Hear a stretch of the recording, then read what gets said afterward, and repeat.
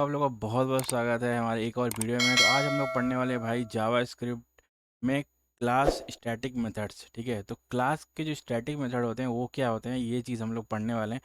बहुत छोटा सा टॉपिक है, पर मैंने सोचा कि भाई इंपॉर्टेंट हो सकता है और इम्पोर्टेंट है भी। तो इसके लिए मैंने सोचा कि भाई इस पे मैं आपको थोड़ा सा इन्फॉर्मेशन दे देता हूँ, जिससे आप समझ जाएं कि भाई स्टैटिक मेथड कैसे काम करते हैं। तो चलिए फटाफट वीडियो को करते हैं स्टार्ट। और अगर आपने भाई मेरा लास्ट वीडियो नहीं देखा है क्लास इनहेरिटेंस पे, तो वो मैं लिंक दे दूंगा, आप देख लीजिएगा। जो भी भाई डॉक्यूमेंट और इंटरव्यू वगैरह क्वेश्चन इस पे बनते हैं, मैं आपको वो चीज़ें नीचे डिस्क्रिप्शन में दे दूंगा। ठीक है, तो चलिए फटाफट चलते हैं स्क्रीन पे और बात करते हैं हम लोग कि क्लास स्टैटिक मेथड क्या होता है। ठीक है, तो आइए ठीक है स्क्रीन भाई। पे। क्लास जावास्क्रिप्ट स्टैटिक मेथड जो है क्लास के अंदर कैसे काम करता है और ये क्या चीज़ है, मैं इस पे हम लोग आज बात करते हैं। ठीक है, तो you can't call a static method on A object only on A object class. ठीक है, इसका क्या मतलब है? जो स्टैटिक मेथड होता है, अगर आप किसी भी मेथड को स्टैटिक बना देते हैं क्लास के अंदर, तो उसका जो बिहेवियर है वो बिल्कुल चेंज हो जाता है। ठीक है, जैसे कि आप नॉर्मल कोई फंक्शन होता है, उसको आप कैसे कॉल कर देते हो। देखिए, मान लीजिए आपके पास एक एग्जांपल है यहाँ पे क्लास का, तो आप इसको कैसे यूज़ करेंगे। मान लीजिए आपने इस क्लास का एक ऑब्जेक्ट क्रिएट किया। ठीक है, और उसमें फोर्ड पास करके, और फिर हम लोग क्या करते हैं कि डॉट ऑब्जेक्ट डॉट जो होता है, ये जो ऑब्जेक्ट मिलता है डॉट कॉल कर देते हैं, वो जो उसका फंक्शन होता है। तो उस केस में क्या होता है कि उसका फंक्शन कॉल हो जाता है। ठीक है, बट ये स्टैटिक मतलब हो गया कि ये एक स्टैटिक फंक्शन है, इसको आपको ये ऑब्जेक्ट के कॉन्टेक्स्ट के बेसिस पे नहीं चलेगा। ठीक है, इसका अपना सिस्टम है। अपना सिस्टम मतलब है कि एक ये ऑब्जेक्ट के जो इंस्टेंस होता है, मान लीजिए आप किसी ऑब्जेक्ट का एक आप किसी क्लास का एक ऑब्जेक्ट क्रिएट करते हैं, तो आपको एक प्राइवेट कॉन्टेक्स्ट मिल जाता है। ठीक है, बट ये जो फंक्शन होगा ये उस प्राइवेट कॉन्टेक्स्ट का पार्ट नहीं है, आप उसके अंदर उसको एक्सेस नहीं कर सकते हैं। ठीक है, अगर आप इसको कॉल करना चाहते हैं, तो आपको क्लास नेम और डॉट वो फंक्शन डाल देंगे, डायरेक्ट स्टैटिक फंक्शन का नाम, और ऑटोमेटिक वो कॉल हो जाएगा इस तरह से। ठीक है, अगर आप करते हैं कि माई कॉल डॉट हेलो करके ये फंक्शन कॉल करेंगे, तो आपको यहाँ पे एरर मिलेगा। ठीक है, तो इसका यूज़ क्या हो सकता है कोड में, ये बताइए।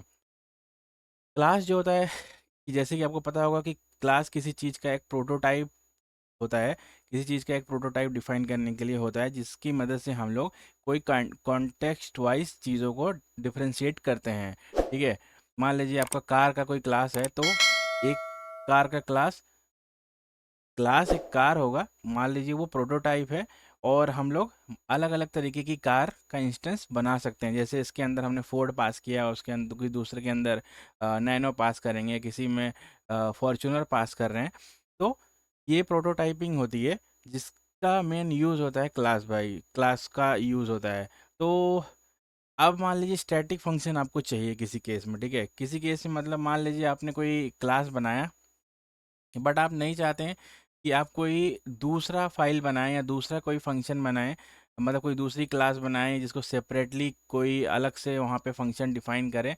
तो आपने क्या किया कि भाई जो आपका जो मेन क्लास वाला है, मतलब कार वाला जो क्लास है, उसी क्लास के अंदर आपने एक फंक्शन डिफाइन कर दिया और आपने उसको घोषित कर दिया कि ये है स्टैटिक फंक्शन। ठीक है, स्टैटिक फंक्शन मतलब कोई भी इसको कॉल करो, इसके क्लास के नेम से कोई मतलब नहीं है। ठीक है, तो इस तरह का इसका यूज़ केस आपके कोड में हो सकता है, और अलग अलग भी हो सकता है, डिपेंड करता है यूज़ केस पे। बट एक बेस्ट यूज़ केस मैं आपको बता रहा हूँ जो कि ये पॉसिबल है।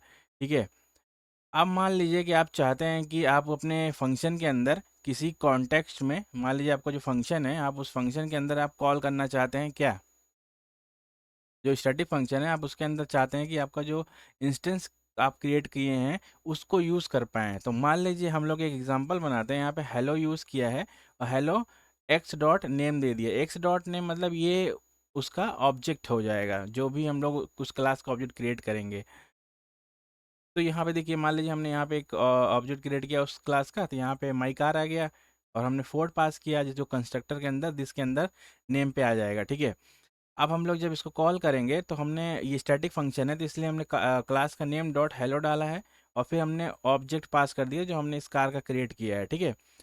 अब इसमें क्या होगा कि अब इसके अंदर ये जाएगा और यहाँ पे एक्स की जगह पे आपका ये ऑब्जेक्ट आ गया, और उस ऑब्जेक्ट के अंदर जिसके कॉन्टेक्स्ट में नेम है, तो आपका ये ऑब्जेक्ट डॉट नेम अगर आप एक्सेस करेंगे तो आपको जो करंट नेम होगा इस क्लास का वो नेम मिल जाएगा, ठीक है। तो इस तरह से आप अपना ऑब्जेक्ट को भी स्टैटिक फंक्शन के अंदर यूज़ कर सकते हैं। बट हाँ, ध्यान रखिए कि ये कोई दिस नहीं है, ये जो आपने यहाँ ऑब्जेक्ट पास किया है वो वाला एक्स है। तो यहाँ पे आप कोई दूसरा भी क्लास क्रिएट कर सकते हैं। मान लीजिए इस तरह से आपने कोई दूसरा क्लास बनाया, ठीक है, नैनो करके, और आपने यहाँ पे अपना ये वाला जो ऑब्जेक्ट है ये इसको पास कर दिया, ठीक है।